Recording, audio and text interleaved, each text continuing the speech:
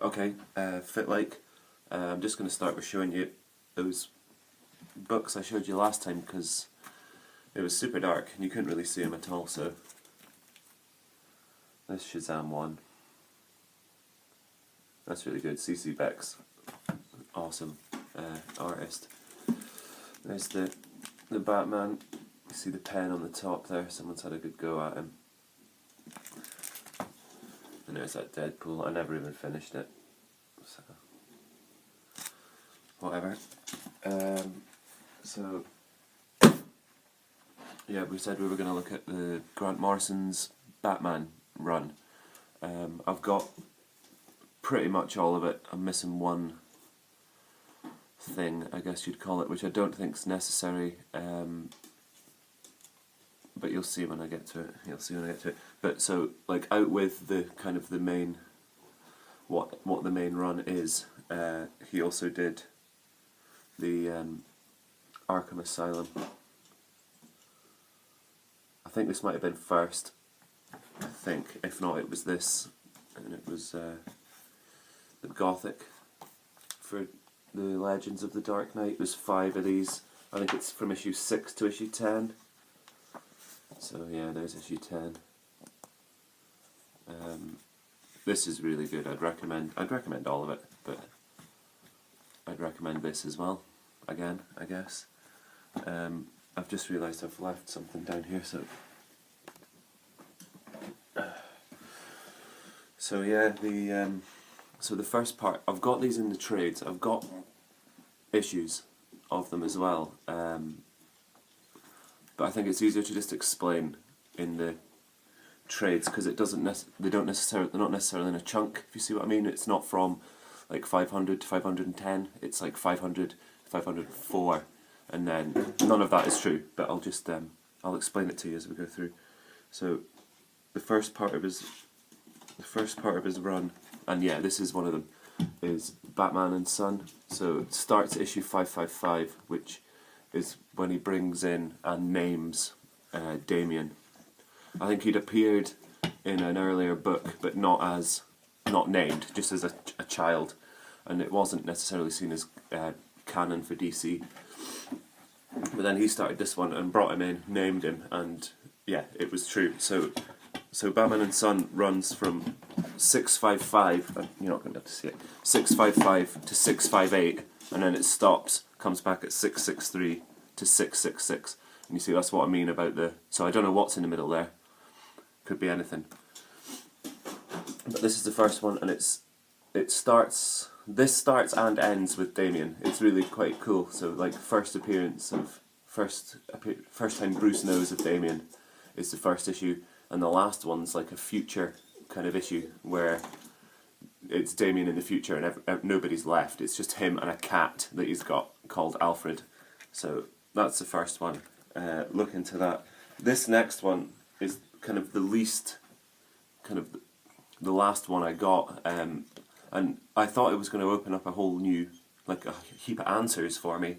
And it didn't really. It's the Black Glove. Obviously for the next one it is necessary. It's got, you know, Dr. Hurt cutting around. It's just labelled as the prequel to R.I.P.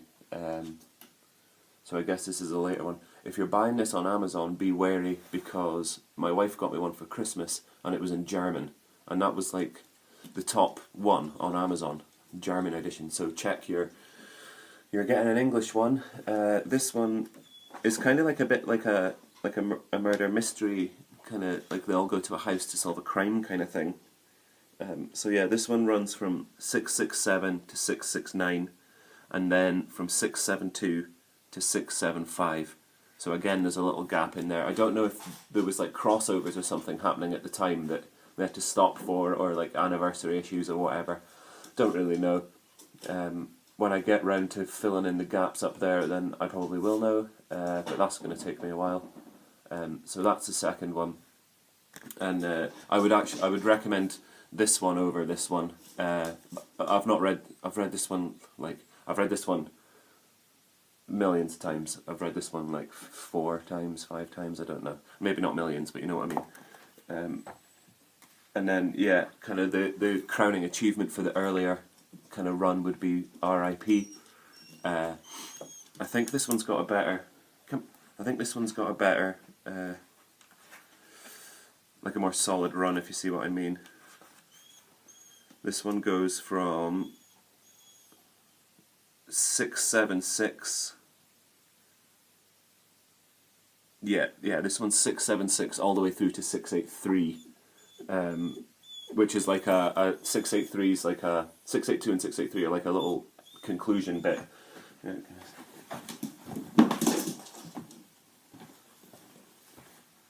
So this is like, again, without giving away too much, this is, you know, Batman showing that he's fully prepared for all eventualities, even someone attacking his mind, and he's got a backup plan, a backup Batman if Bruce Wayne's own mind gets taken over.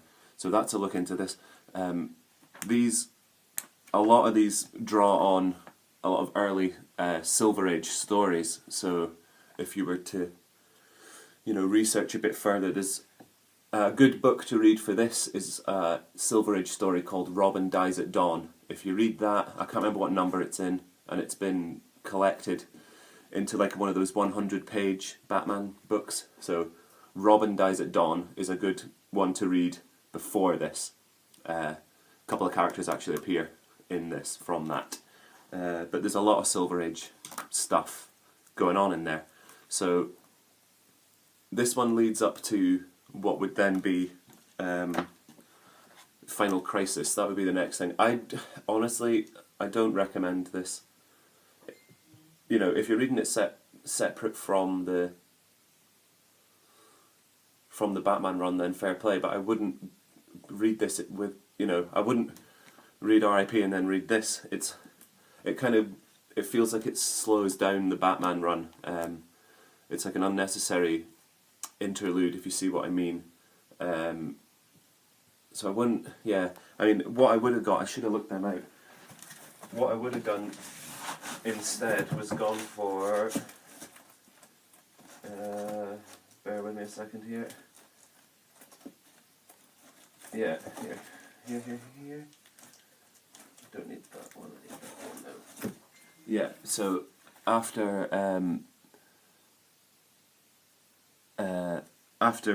R.I.P., but, you know, I think it's actually after this, it would be after this as well. They do the anniversary issue, 700, which isn't really part of the main arc, but is a nice kind of a look to past, present and future of the Batman, so that's a nice one to get.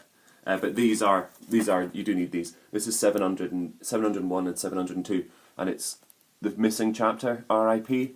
So if you have read R.I.P., it's when he goes into the water. I mean, that's as vague as I can be.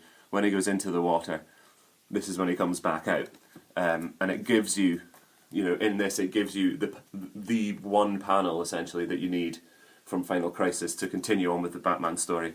So I would, you know, get this if you want.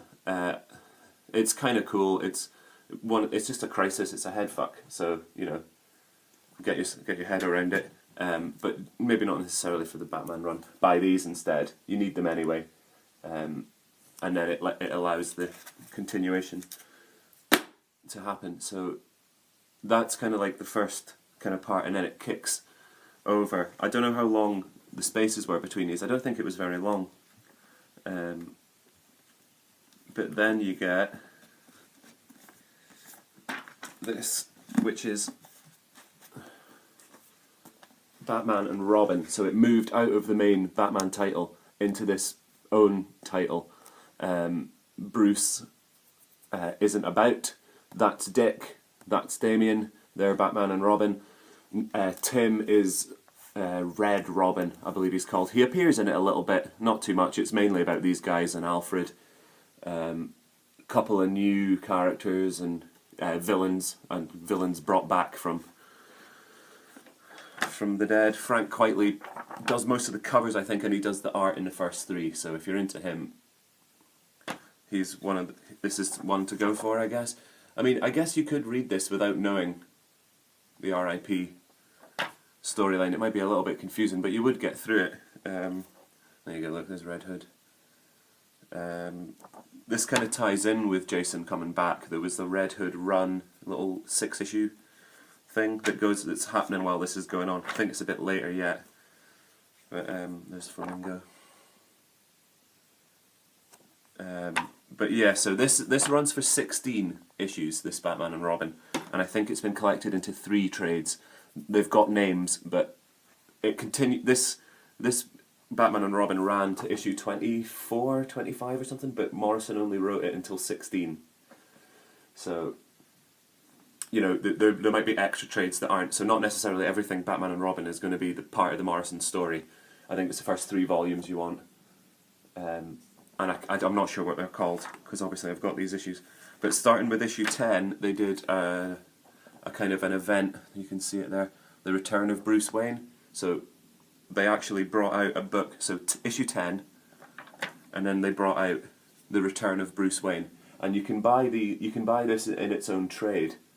But it's kind of annoying because it goes like this, if you see what I mean. It goes issue 10 of Batman and Robin, issue 1, issue 11, Batman and Robin, issue 2, which kind of it breaks up both of them and it stutters you through both of them.